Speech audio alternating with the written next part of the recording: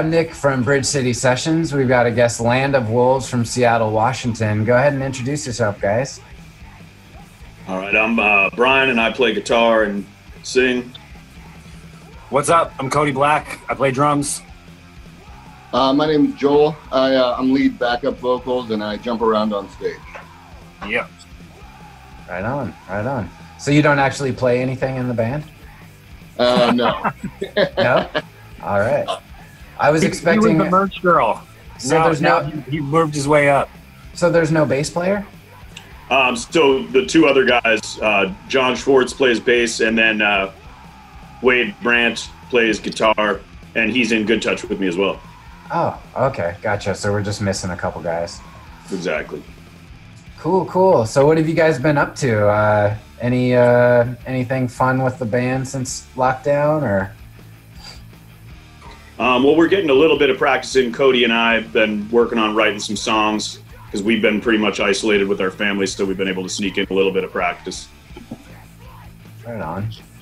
I haven't been able to go for it. I haven't been able to meet up at all because I'm still working, so I can't go and hang out and jam out with these guys. So it's been kind of rough, really. But they're still sending me content through just text, emails, and stuff like that. So still getting some new stuff in and trying to work on stuff. Right on. Yeah, it's weird for everybody, obviously, because we're trying to write new music, use the time that we got, and Brian's been pumping out some great stuff, and we're looking to do a split and a full length soon. But we have to do this weird, Zoom practices sometimes to get the other guys that cannot come and join us to kind of get them up to speed. So life in the 21st century, COVID-19 century, Yeah. Is the new stuff already all written? Are you still writing it, or? Well, right now we've got, so we just put out a 4-way split with Car 87 and Potbelly and Box Cutter. So that's the newest thing we have out, but we have about 4 new songs that are really close to being done that, we just need to get everybody in the same room to start make happening. And then the plan is to do like a 2-and-2 song split with FCon as soon as this is all done and we can go record. And then we've been just banking songs and keep coming up with ideas because we do want to do like a full LP, as soon as we have 12, 15 songs or something like that, Gotcha. So we managed to write 3 pretty complete songs and have a 4th that's almost down, but I don't think we've really sent it around to everybody that much. So, we're making good progress. We're making use of the time, and 3 of them are pretty much nailed down. So we're getting there. Yeah. Are you guys all at home except for Joel, or are you all continuing to work still? No, I think everybody's at home except for Joel. Joel works for Amazon, so they really care about him and his well-being and his safety. So they keep dragging him down there. Everybody else, I think, for the most part, Brian and I are in the service industry, so we got shut down right away. And the other 2 guys are computer nerds, so they're able to do some stuff remotely. Yeah, but they've been working, and like as Cody said, we're the bar world. It's not happening for us, and Joel's we got a man on the inside, infiltrate, destroy, and the big corporations, see what's going on, Yeah, that's cool. So prior to the new stuff, you guys have 2 releases. You have like a 5-song EP, Rebuild to Nothing, and did that come out in like 2018 or 19?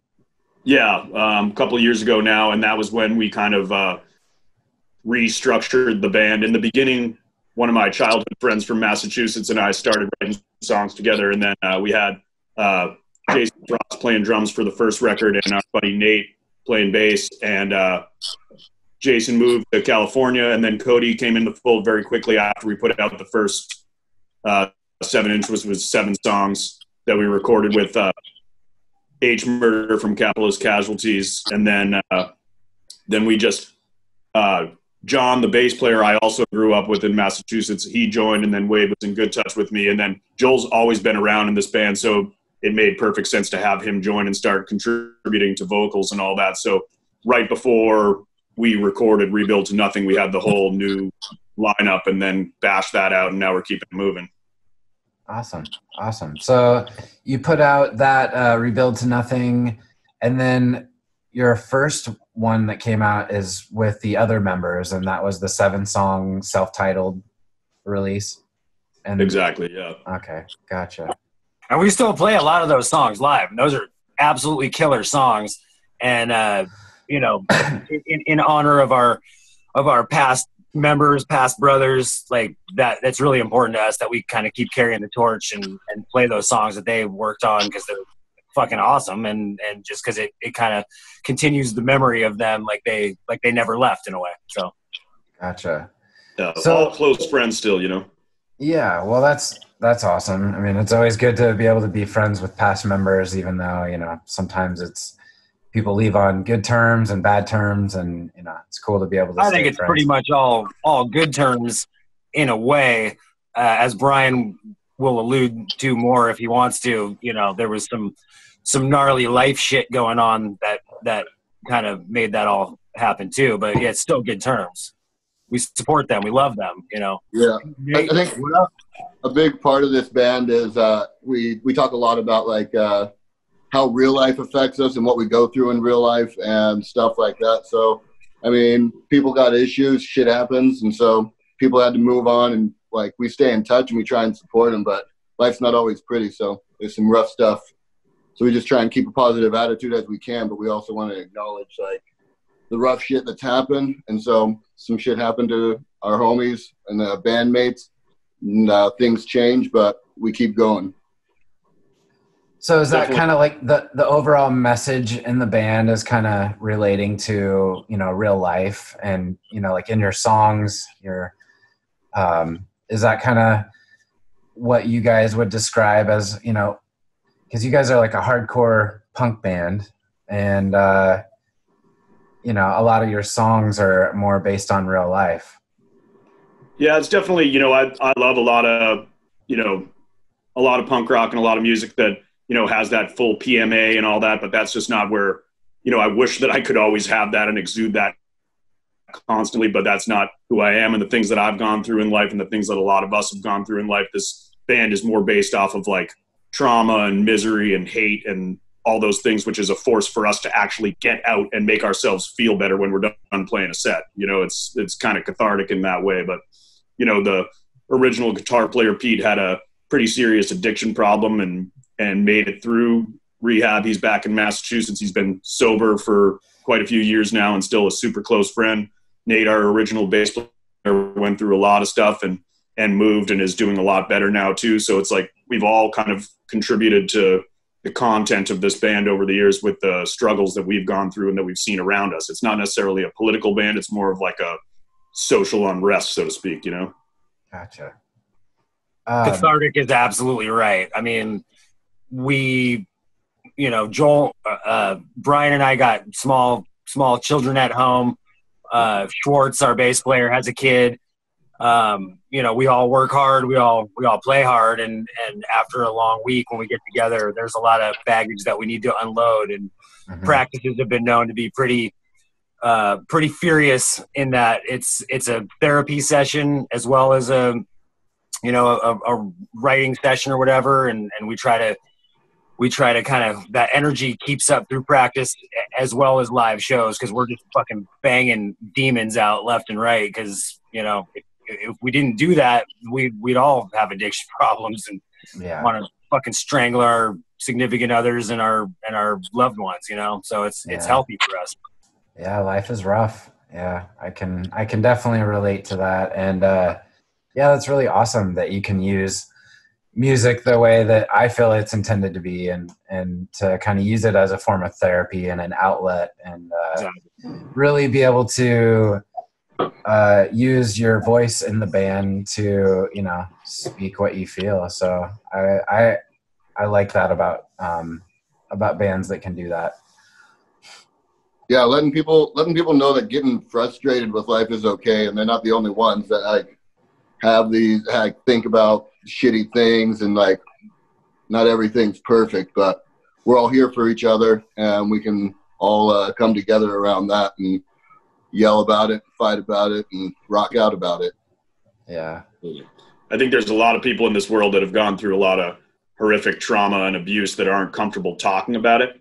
Yeah. And I know from my personal experiences in life as a young teenager, seeing a lot of the local scene in Massachusetts, and all those bands were super influential because it kind of gives you, just like any scene anywhere, punk rock and hardcore and all that kind of gives you a place to go when you're not feeling so great, when you're dealing with, people around you dying and suffering and, like I said, trauma and abuse. It gives you a place where you're feeling somewhat safe and not completely alone, which is kind of the concept that we hope we can provide for some of the younger kids or people of any age that come out to the shows or listen to the records, Yeah.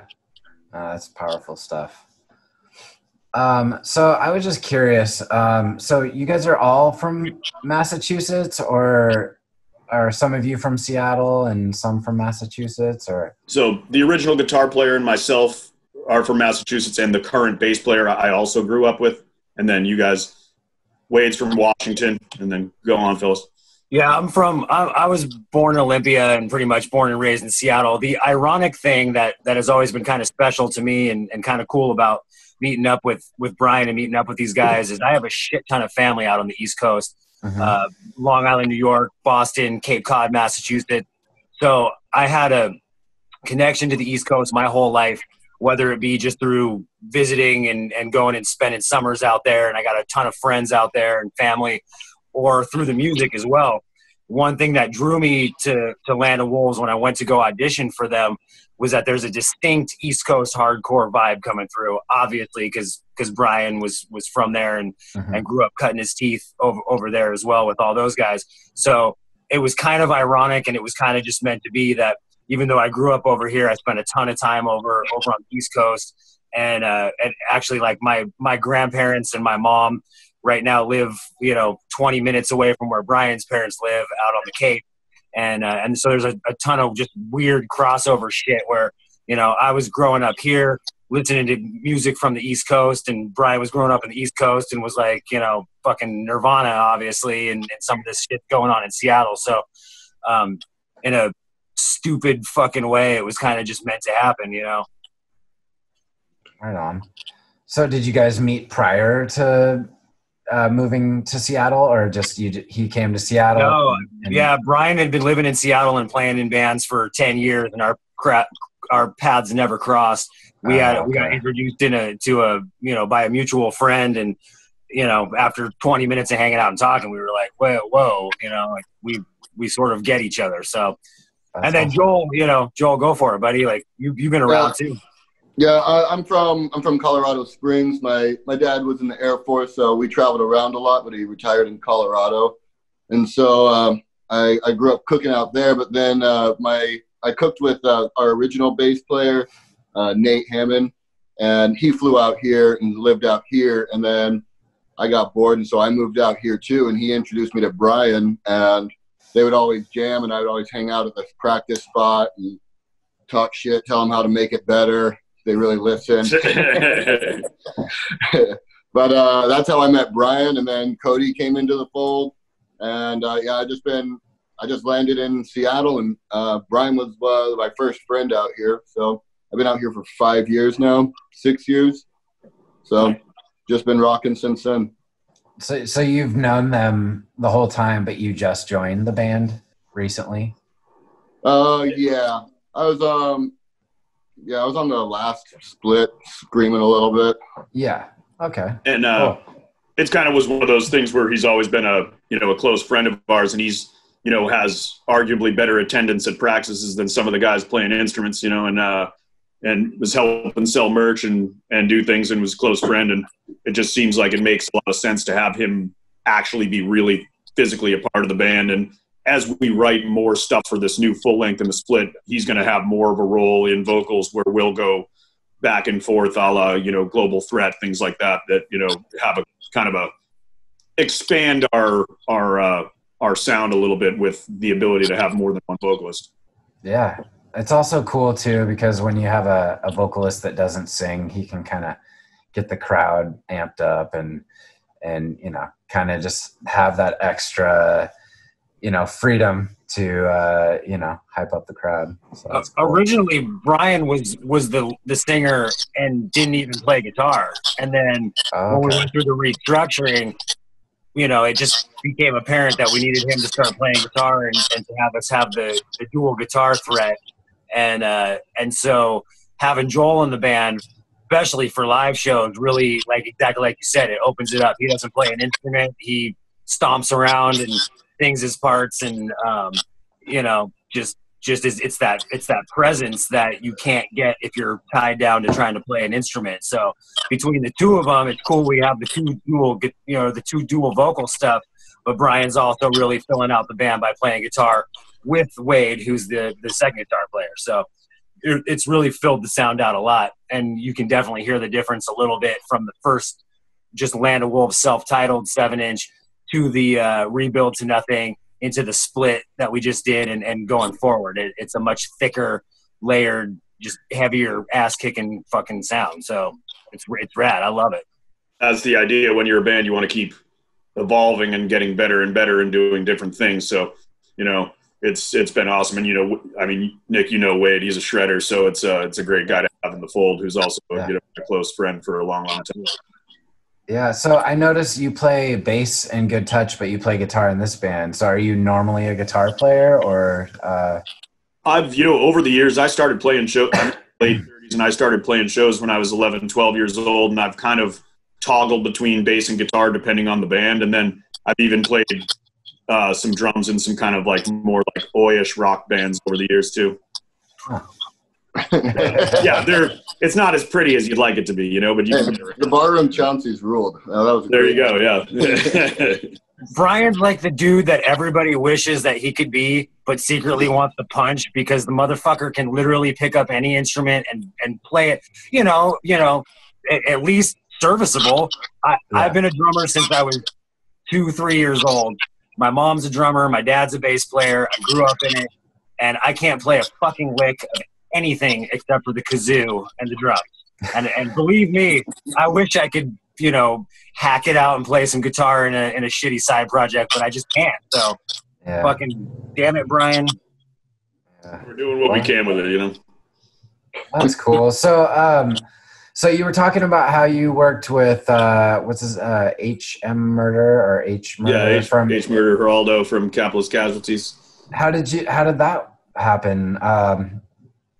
Just curious. So in the beginning, our original drummer Jason Frost was friends with him, introduced him, to us, and he's just such a down to earth, amazing guy. And he has a little studio in his place in South Seattle, and we basically just recorded it in a garage. But he's like he's an unbelievable drummer, but he's a great engineer as far as just knowing what people want, out of their sound. So we did that in basically a day for the first 7-songer.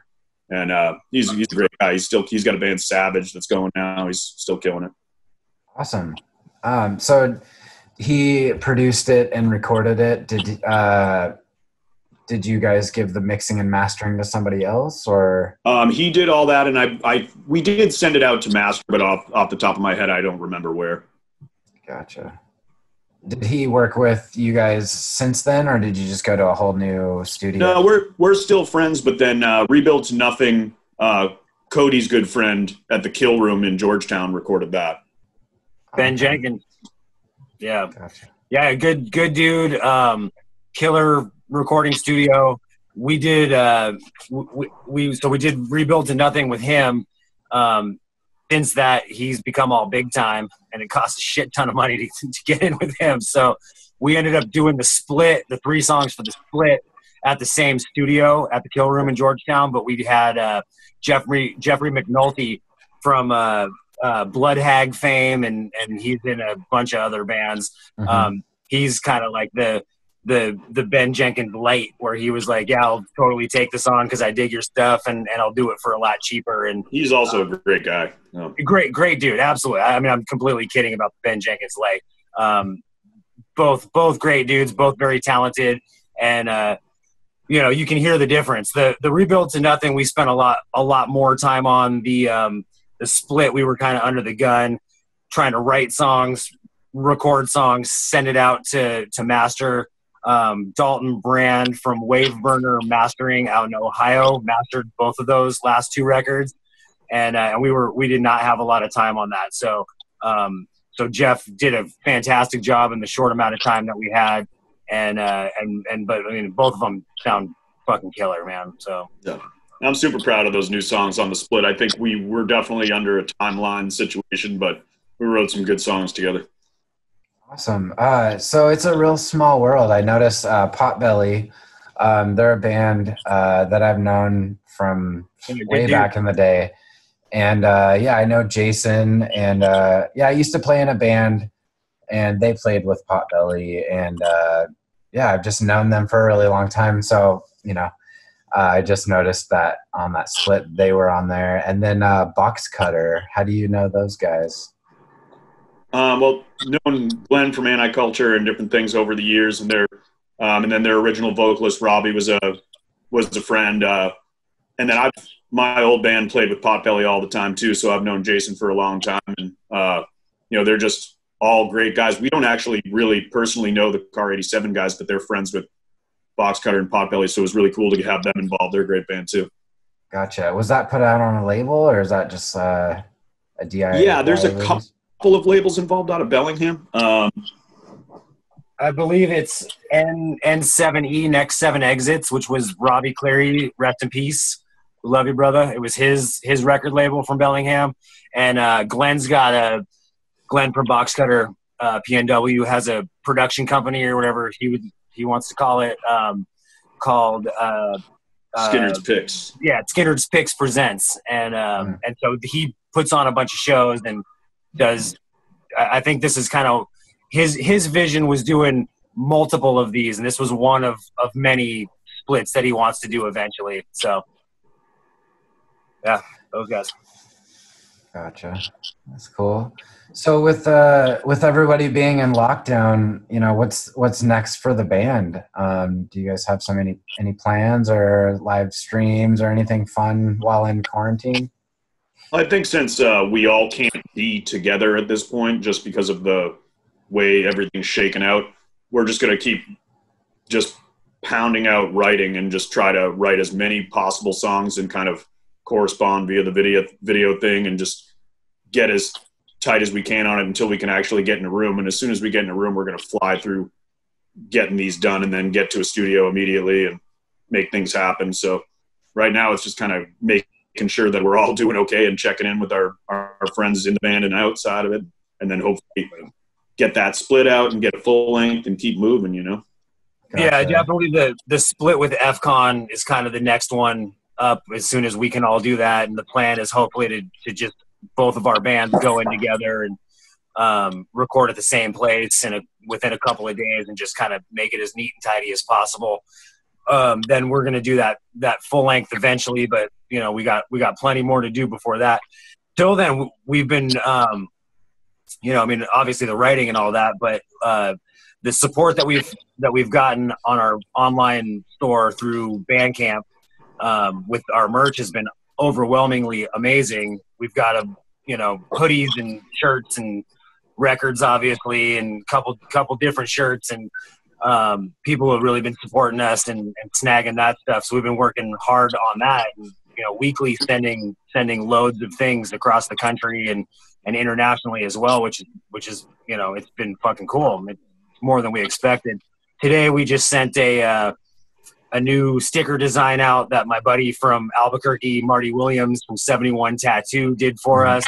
We've got our buddy Johnny from Kids on Fire working on some new art for us that we're going to do, some shirts and some stuff. So we've been focusing a lot of time on that, which is kind of cool because in the grind when we're, when everything's opened up and we were getting ready for shows and practicing with that in mind, we don't have as much time to do that. So got some hats getting worked on right now and just some new stuff for the folks out there that have been really supporting us and trying to keep it fresh and keep it different and kind of have it represent what our band is all about, and make cool shit, but also do stuff that's a little bit unique to us and sets us apart a little bit. So that's kind of been the general gist of where our focus and our money and time has gone lately, because we've got the time to do it. So So thank you all for supporting. We really appreciate it. Seriously, it's been unbelievable.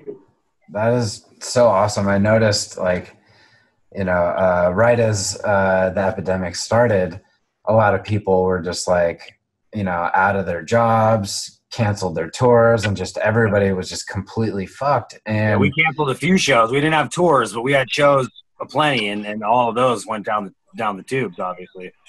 Yeah, well, with all of that, everybody's hurting financially in many ways, bands, families, everybody. And it's just been really nice to see that people are, just like, send me your links. I want to buy stuff. Help, everybody's just really willing to support everybody. And I've never seen that before. And I'm really shocked. And it's really good to see. Well, sorry, Joel. Big thanks to Bandcamp for waiving fees, and we all appreciate Bandcamp, but we want to give them their cut for making it easy on us little guys. But they've been waiving their fees on the first Friday, of every month, and we've been really hyping that, and people have been really, really eager to jump on, and it's amazing. All the proceeds will go to the bands, and so look for that for us or for any band coming up. Every first Friday, I think they're doing it. Thank you, baby. Support your buddies' bands. FCon, what up? I spent like $250 the other day on all of my friends' bands just to help out, like you said, and kind of give back the love that we've been getting too. Yeah, that's amazing. That a lot of people too are just being way more outgoing with engaging with each other, and I think we really needed that. Because I know everybody's busy and has their own lives. Such a cute pup. A lot of people are so busy, it's hard to really be supportive. And sometimes I just don't feel like people are as supportive. You go to shows and nobody's there. A lot of people, there's just so many shows. It's just oversaturated. And then people just, they just get lazy, or maybe people play too much. I don't know what the combination is, but for people to be just on board and engage with each other now is just really awesome to see. Yeah, we've dealt with that. It's definitely nice, in one way that, when people are supporting bands and supporting people through, this time where they're actually at least buying the things, whereas at a show you've got some guy with a $12 shot of whiskey in his hand haggling over a $7 record, Yeah. Right. Yeah. and hopefully this is a little bit of a reset, musically. I mean, I don't want to downplay like the severity of what's going on and the people that are suffering and dying and all that shit. But eventually if we can come out of this, and if those of us that, love local music and international music, or, the bigger bands too, obviously, but if it'll kind of give everybody that little bit of a shot in the arm of like, this is important and we need to support these guys. And, maybe we can kind of reset and come out of this and have better attendance on a, Thursday, because a touring band's in and we're all trying to support them. And so, get off your fucking ass and come hang out and help these bands out. Cause we're all coming out of this hurt. So maybe some good will come out of it. Maybe everybody was kind of taking like shows 5-6 nights a week for granted, and now it's kind of like oh snap, I want to go to a show really bad right now and I can't. So yeah, it's been great, on fucking social media and whatnot. People are like, hey, drop your links in here, I want to listen to some new music and stuff. So for me, knowing people all around America and stuff, but again, dropping our links out there and people are responding and buying stuff and talking about it. So it's cool that our music is still alive and new people are still listening to it despite what's going on.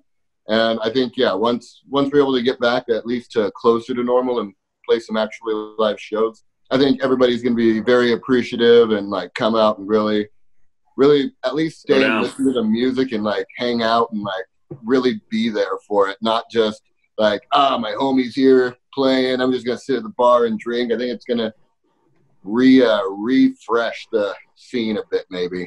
Specifically for us too, hopefully, because God knows nobody wanted to fucking hear us do a acoustic session from our living room.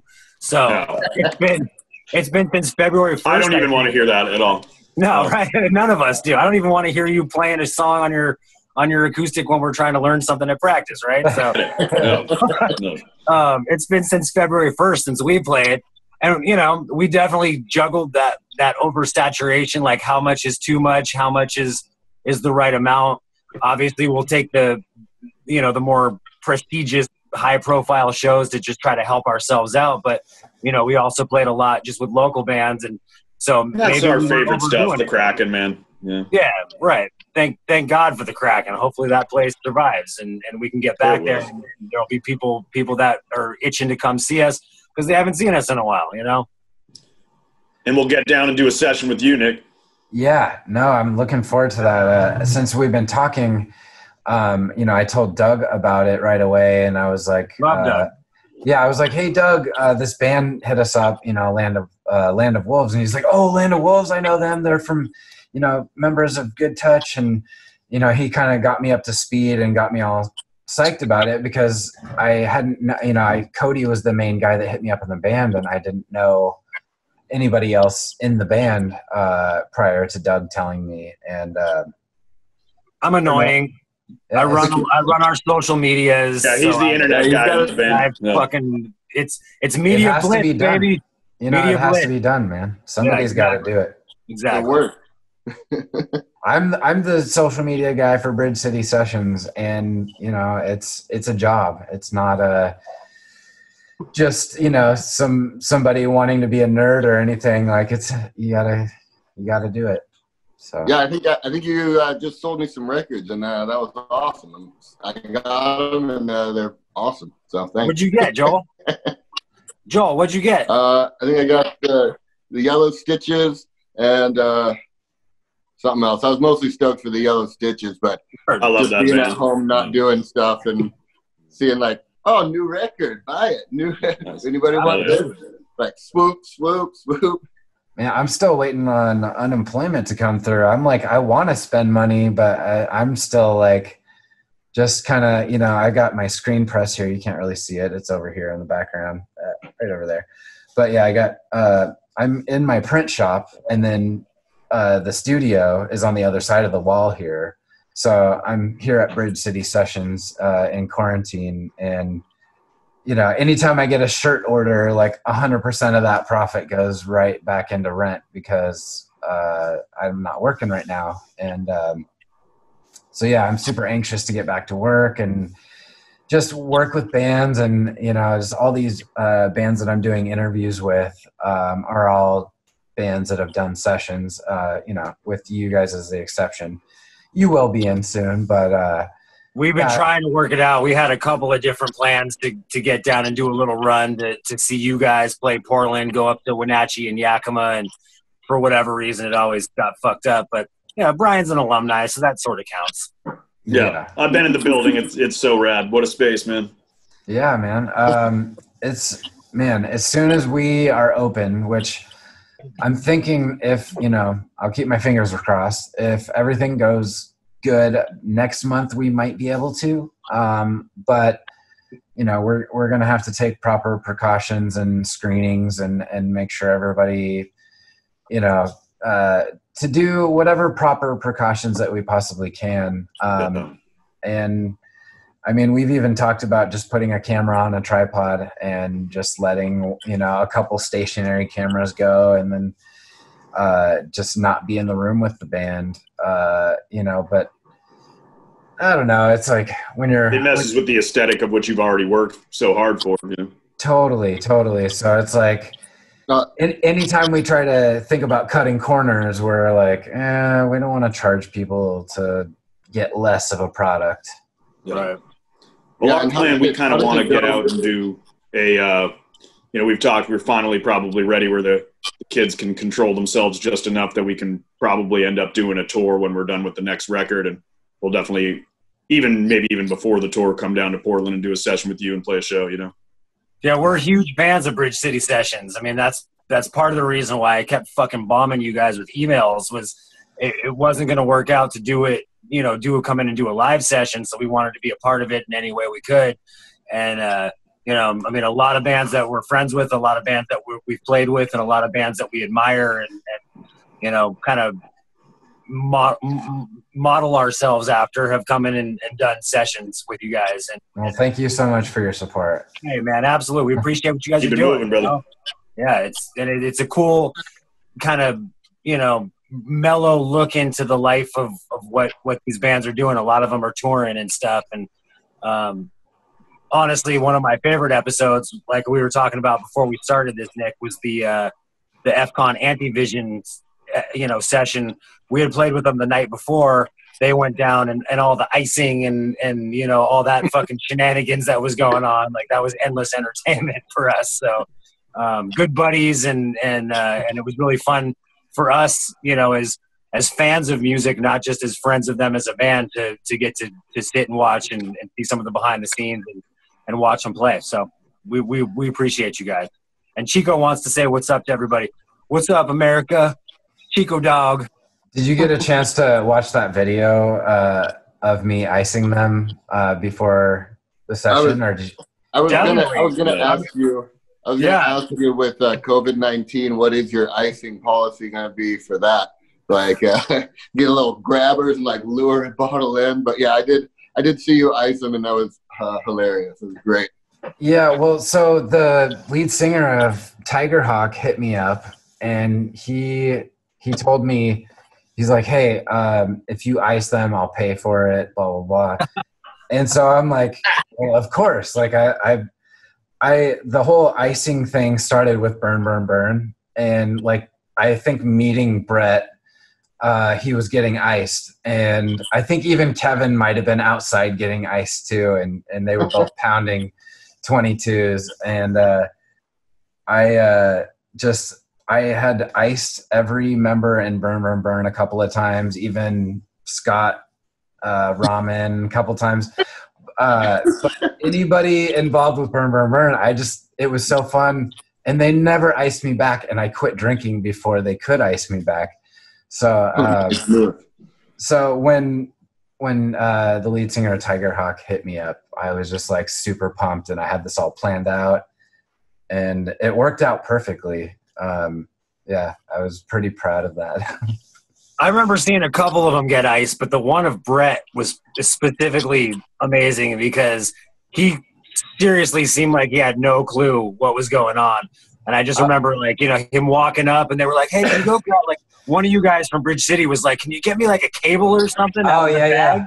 And like, dude, he was legitimately fucking pissed when he saw what was going on. It was great. 2 icings in one day. Like, neither of them knew that it was going to happen. So, but good shit. Yeah, that was good stuff. I always like doing behind the scenes stuff like that, and it's really cool when a lot of bands that come in that are friends with other friends, and we can all kind of like relate. And you know, it's a small world in the punk scene. And you know, even other scenes, you know, they cross over, and we're all friends. I'm sure you guys play with tons of different genres, not just hardcore punk, but I'm sure you guys kind of get on some varied bills. So whenever we can. What are some of the bands in Seattle that you guys are into, and like some of your homies? Well, you know, some of the obvious are, you know, Head Honcho, Phantom Racer, Kids on Fire, AFCON, you know, Heck Yes. Oh, Brian's frozen. Yep, he's frozen. I've been listening. There's, it's just such an endless reach of amazing music coming out. Yeah, there's a ton of amazing bands in Seattle. Oh, there we go. Luckily, we play with most of them, and you know, I mean, I like lately I've been listening to a lot of. I mean, the FCON record's rad. The Kids on Fire record's rad. Outside of Seattle, I've been listening to a lot of like crazy, weird, like Mariachi El Bronx and shit, and like it's a dude that I grew up with on Vashon Island. Went to high school with their drummer Jorma Vic, who is I think he's playing with Eagles of Death Metal now, but he's, you know, came up with the Bronx and with Mariachi El Bronx, and with the sun being out, I've been listening to a lot of that lately. kind of good time summer drinking, mariachi gringo shit. So what about you, Joel? Well, like Burn, Burn, Burn, and Afghan, I lived with Brett and Kevin at their house for a little while. So when Anti-Vision came through and did the Bridge City Session Tour, we were all staying at the same house partying. So just like Sector 7G from Vegas, also they came through. Good people. Yeah. Just whoever was rolled through that house was always awesome. Hanging out at like the roller rink where Brett worked for a while, like that place is rad. Come through. Just lots of whoever came through and was down to hang was always just a pleasure to be around and rock out. So you were living at the Hendo house? No, it was after that got tore down. Yeah. Oh, okay. And then the new Hendo house, because I think it's on Henderson. Wasn't it on Henderson? But it was down in South Park, right? Yeah. They lived. I think the Hendo house was a little more in White. That was in White Center. Right. That was in White Center. But down I've in been there down a few in times. Yeah. Down in we played there South Park. too. It was awesome. That was such a fun place to play, just downstairs in that tiny basement with everybody just losing their minds. That was rad. That was good times. That was where I met Brett, and that's kind of where I originally met everybody, and the whole icing thing was outside of that house. Sounds about right. Yeah, and man, good times in that house, man. That house was just your, typical punk party house. But Brett always liked to take care of people. Like, man, he would always like offer us like all this food, and I think he told me like some of the food like he dug out of the garbage, but it was like perfectly good. And he was still good. Yeah, like I've never been convinced to eat food out of the garbage by somebody as well as he has. Like his hospitality is impeccable. Rex can definitely Absolutely. I know. I was just like, all right, I guess I'm eating it. Me and my girlfriend at the time were just like munching on all this garbage food. The Pirate Bar or the Tiki Bar or whatever they had too upstairs. Land of Wolves played there around Thanksgiving. We did kind of like a homies Thanksgiving at Hendo House thing, yeah. Yeah, and there's that bar that was kind of over to the right hand side that was, I don't know, whatever it was, tiki or pirate themed or whatever. I love that. I mean, it was fun to sit in a bar where it felt like you were sitting in a bar, but you were in some folks' house. You got to always respect the hustle. Exactly. Yeah. Right on. What do you guys got planned for tonight? Sitting in my truck with the windows rolled up, blasting sheer terror, chain smoking. With the hose from the fucking exhaust in it. I think I might just FaceTime Brian now. That sounds awesome. I got my girls in the other room watching the new Scooby-Doo movie, so I'm sure I will go and there's a new Scooby-Doo, huh? Nice wholesome family shit after I've just drank 17 beers and 3 shots of whiskey while we've been doing this. So is that like a real life movie, or is that like the animated? It's a cartoon. Cartoon. It's a cartoon. Yeah, it's cool. I watched some of it before I came in here. I got a 5.5-year-old, so we're doing 5.5-year-old girl stuff. It's awesome. Yeah, I have an 11-year-old. I have an 11-year-old girl and a 4-year-old girl, and yeah. So I've already done all the movie things, and man, you have a new appreciation for kids movies when you have kids and you watch those over and over. Because I have tons of my favorites. Yeah. Frozen 2, Elsa and Anna, up the fucking ass. Dude, Moana was pretty big for a while. Moana was dope, dude. Yeah. I like Moana. Good music. Yeah. Coco's my jam, too. I like Coco. It's got that mariachi kind of tying back to the Mariachi El Bronx stuff. I like Mexican music. Maybe it's my years in the kitchen, but I'll watch that shit or jam to that shit any day. Oh, yeah. Brian, what's that painting behind you? I've been looking at this like it's pretty killer. A former bandmate of mine, good friend for a band I did years ago, painted this for me, and it's like a movie theater looking from the screen back at the people in the audience, and he painted it, and him and I are in the back corner, but pretty killer painting. Hell yeah. Oh. Cool. All right. Well, this is just a calendar. Nothing. Fancy. What is that? A dream catcher? What is that? I can't tell. I don't know.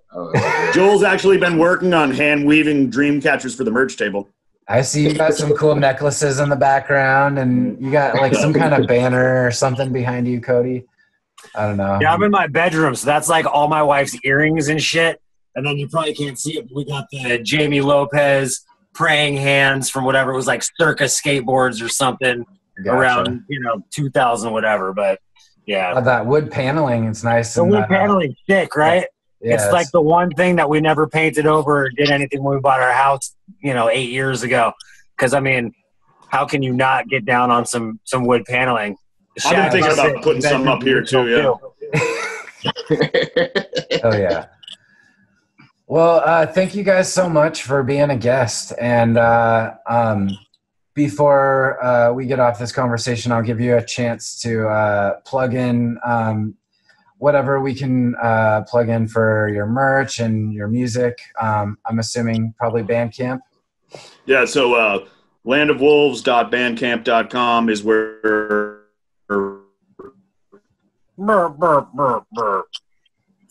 all our records and shirts. Look us up on Facebook and Land of Wolves 206 on Instagram. Just in case that didn't come through because it was getting broken up, it's landofwolves.bandcamp.merch. Brian, you were kind of breaking up, so maybe go ahead and shoot that again, Brian. Shoot that again. So Land of Wolves 206 on Instagram. Look us up on Facebook for Land of Wolves, and then it's landofwolves.bandcamp.com, which has all, I believe you can download all of our music for free. And if you want the physical copies, you got to buy them, obviously, because we got to send them to you. And then we got shirts and all that fun stuff, too.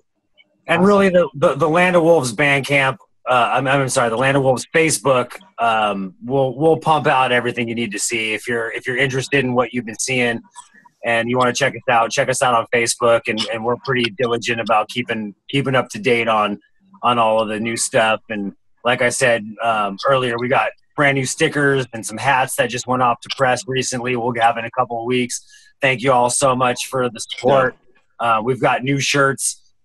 Jerry Tanduk from Brian, where's he from? Like Indonesia? Indonesia, yeah. He's a guy that I've kept in touch with for years. He was a fan of an old band that I was in, and he's a great guy and killer artist. Amazing artist. He did some shit for us. Marty Williams from 71 Tattoo in Albuquerque just did some new work for us, and we've got some new stuff coming up from our good buddy Johnny at what's his tattoo place called? Good Karma. Good Karma. And he's from Kids on Fire, and a good homie in a rad band. So we try to keep it fresh, and Facebook.com is the place to go for all of that shit, to just kind of see what we got, and I'll we will post all of the. Thanks a lot, Nick. We appreciate you having us, man. Yeah, appreciate you, Nick. Love Bridge City. Yeah, thank you so much, and we'll be in touch. Hell yeah! All right, man. We'll be down there and make some noise with you. All right, man. Looking forward to it. Much love. Talk to you soon. Land of Wolves. Thank you all. Yeah. Appreciate the support.